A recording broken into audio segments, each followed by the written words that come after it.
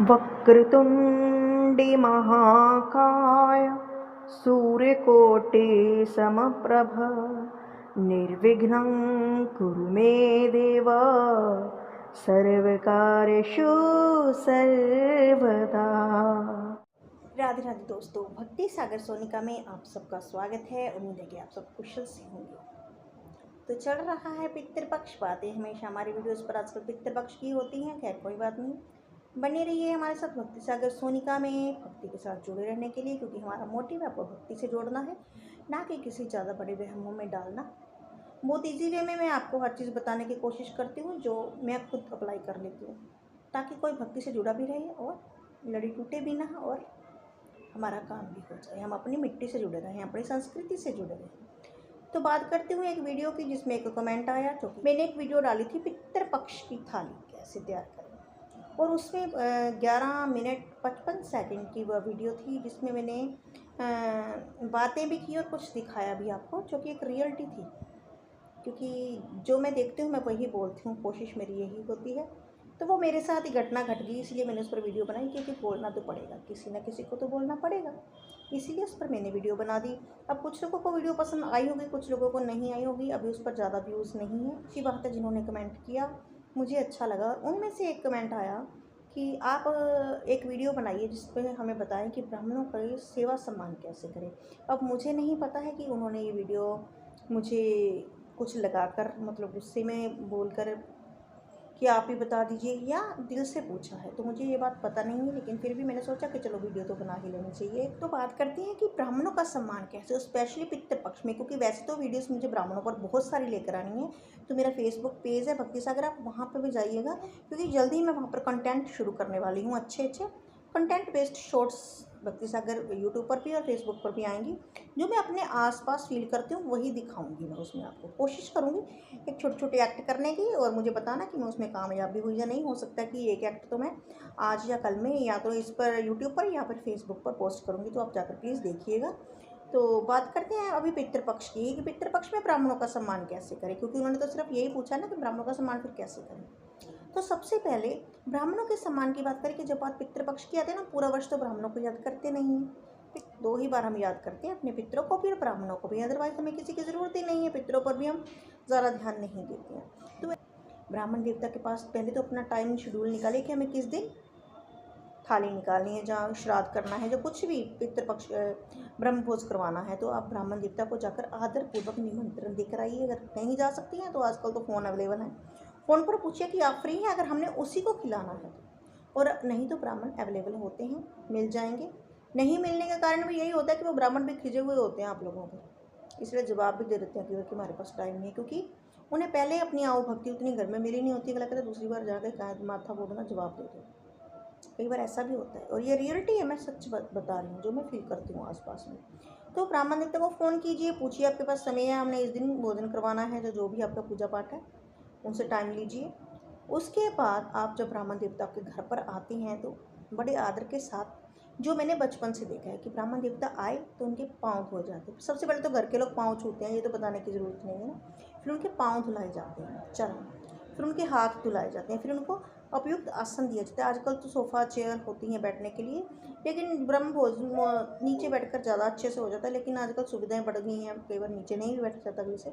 तो वो आप अपनी श्रद्धा समर्था अनुसार आप नीचे बिठा रहे हैं या ऊपर बिठा रहे हैं, क्योंकि मैंने आपको बताया कि मुझे आपको धर्म के साथ और भक्ति के साथ जोड़ना है, ज़रा वहमों में नहीं डालना है। जैसी व्यवस्था जिस टाइम के अकॉर्डिंग सही है वही हम करेंगे। आपको बेस्ट लगे आप नीचे आसन दीजिए, नहीं तो सोफा पर, कुर्सी पर, जहाँ पर ब्राह्मण देवता आराम से बैठकर खाना खा सकते हैं, वहाँ आसन दीजिए, बिठाइए उनको। जलपान ऐसा नहीं है कि आपकी थाली लगने में भी 15 मिनट बाकी हैं तो पंडित जी बैठे दीवारें थाप रहे हैं। ये मौसम जो होता है ना, अभी इसमें इतनी सर्दी भी नहीं आई है कि हम प्यास ना लगे। बाहर से आता है बंदा, हो सकता है प्यासा ही आया हो और हम उसको पानी भी ना पूछे, तो उनको जल पूछिए, आप जल पियेंगे। ऐसे नहीं कि थाली में देना कि जब वो रोटी खुआएंगे जी तभी देंगे, नहीं, जल पूछिए। अगर आपको लग रहा है कि आपका थाली बनने में, आपका श्राद्ध निकालने में आधा घंटा 20 मिनट है और पंडित जी पहले आ गए हैं, या आप लेट हो गए हैं, वो आ गए हैं टाइम पर, तो उनको जल पूछिए, उनको चाय पूछिए, उनको बिठाइए, और उसके बाद बड़े आदर के साथ थाली लगाइए। अब थाली में आपने ये नहीं सोचना पंडित ने कौन सा खानी है। पहली बात, पंडित जी के पास थाली आदर सामान के साथ लगा कर लेकर जाइए। मैं ये भी नहीं कहूँगी कि भर भर कर ले जाइए, बड़े बड़े बाउल्स भर भर कर रख लीजिए आगे। हो सकता है पंडित जी पहले कहीं और खा के आए, भाई उनका भी सीज़न है, लेकिन इतनी लेकर जाइए कि थाली में अच्छी लगे उनके सामने। थाली प्रॉपर लगाइए, उनके सामने लेकर जाइए। वैसे तो कई को बहुत कम पंडित जी होते हैं जो बोलते हैं कि इसमें से निकाल दो, तो अगर बोलें तो निकाल दीजिए, अदरवाइज इस बात का आपको वहम करने की जरूरत नहीं, बड़े प्रेम से खिलाइए उनको। पंडित जी ने जहाँ बोल दिया बस, तो मतलब बस, इसका मतलब ये नहीं कि उसको ठूस ठूस के खिलाना है। ना ना पंडित जी, खाइए खाइए, आपने तो 2 ही खाई हैं, आपने तो 3 ही खाई हैं, जितनी उनका मन है वो जितनी खुशी से खा रहे हैं उतना उनको खाने दीजिए। अब बात आती है थाली के अंदर क्या। थाली के अंदर भी अब मैं देखती हूँ बहुत से घरों में सिर्फ आलू ही बनते हैं, बहुत से घरों में सिर्फ तोरी ही बनती है, बहुत से घरों में सिर्फ पेठा ही बनता है। क्यों रीत चली आ रही है जी हमारे यहाँ पर। तो थाली में कुछ भी बना सकते हैं हम श्राद्ध पितृपक्ष में, क्योंकि कहीं पर ऐसा नहीं लिखा ये बनाओ वो बनाओ वो बनाओ, ज़्यादातर यही लिखा हुआ मनवांछित भोजन करवाइए। तो अच्छे से अच्छा स्वादिष्ट भोजन बनाइए, ताकि आप भी खाकर खुश हो जाए, जो आपके घर पर खाने आए वो भी प्रसन्न हो जाए। पूछते रहिए नमक मिर्च ठीक है, कहीं अगला मन मार कर तो नहीं खा रहा है। उसके बाद मेन है दक्षिणा। अब मैं यहाँ पर कुछ बोलूँगी आपको लगेगा कि लालच तो नहीं आता, ये तो नहीं हो, नहीं भाई मैंने तो बता दिया कि मैं तो किसी के घर जाती नहीं हूँ, फ्यूचर में जा भी सकती हूँ, कोई ब्राह्मण है, कर्म है हमारा, लेकिन जो फील करते हैं वो बताते हैं कि अपनी समर्था अनुसार दान दें। तो समर्थानुसार दक्षिणा, इस चीज़ को ध्यान में रख के दीजिए कि आपकी एक दिन की कमाई कितनी है। आप एक दिन में 1000 रुपया कमाते हैं, तो अगर आप उसमें से 200-500 रुपया ब्राह्मण को दक्षिणा दे देंगे तो उससे आपको कुछ नहीं घटेगा। 29 दिन की आपके पास ही रहने वाली है। 29 दिन की क्यों, 365 दिन में एक ही बार ब्राह्मण को देना अपने खाना खिलाकर। 300 अगर 5 श्राद्ध भी निकालते 360 दिन की कमाई आप ही के पास है। पितरों को तो आज ही दान देना है आपका।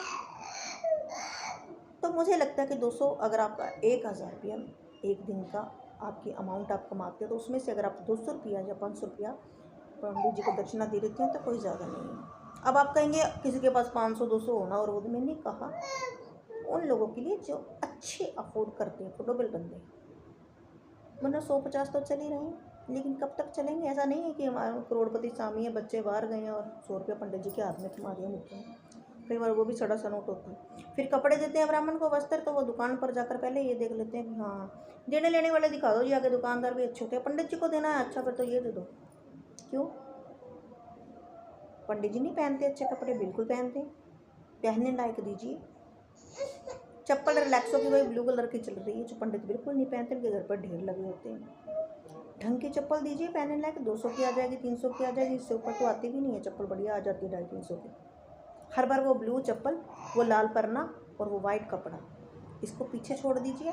तो कुछ अच्छा यूजेबल दीजिए। अगर आपको वस्त्र नहीं दे रहे, नासिक हैंड टॉवल दे दीजिए, पंडित जी भी खुश घर जाकर हाथ तो साफ करेंगे। तो आज के लिए इतना ही।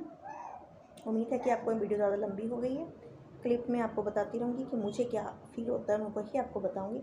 अगर आपको वीडियो अच्छी लगे तो लाइक सब्सक्राइब शेयर जरूर करें। कमेंट बॉक्स में जय श्री कृष्ण जय श्री राधे जरूर लिखें। वीडियो में अगर कुछ गलत लगे तो भी कमेंट कीजिएगा। धन्यवाद।